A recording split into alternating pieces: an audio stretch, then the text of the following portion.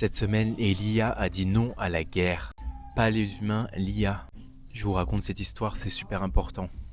Écoutez, je vais vous raconter une histoire du jamais vu dans l'histoire de la technologie, les amis. Le Pentagone, l'armée la plus puissante du monde, a donné un ultimatum au CEO d'Anthropic. Vous savez, Claude, un des meilleurs chatbots du monde. L'ultimatum, c'est tu enlèves toutes tes protections sur l'IA ou on allume ton contrat de 200 millions de dollars. On te met sur liste noire et on invoque une loi de la guerre froide pour te forcer à obéir.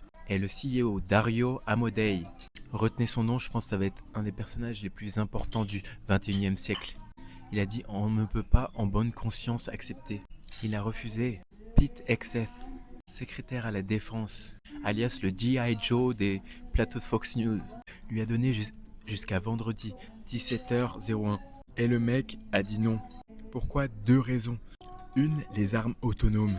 Des robots qui décident seuls de tuer des humains. Et l'IA, elle a dit je ne suis pas assez fiable pour ça. Je ne suis pas assez fiable pour ça. Quand un robot vous dit qu'il n'est pas assez fiable, écoutez-le. Deux, la surveillance de masse des citoyens américains. Et là, c'est magnifique. Dario, il a dit c'est incompatible avec les valeurs démocratiques. Un mec qui fabrique l'IA donne des leçons au Pentagone. On est en 2026 et c'est la machine qui protège l'homme. Et le truc ironique, c'est que Trump l'a menacé de le nationaliser et de le blacklister des États-Unis. Et Dario, il a répondu donc il faut choisir, soit on est un danger pour la sécurité nationale, soit on est essentiel à la sécurité nationale. Mais petit, on est un tournant dans l'histoire de l'humanité.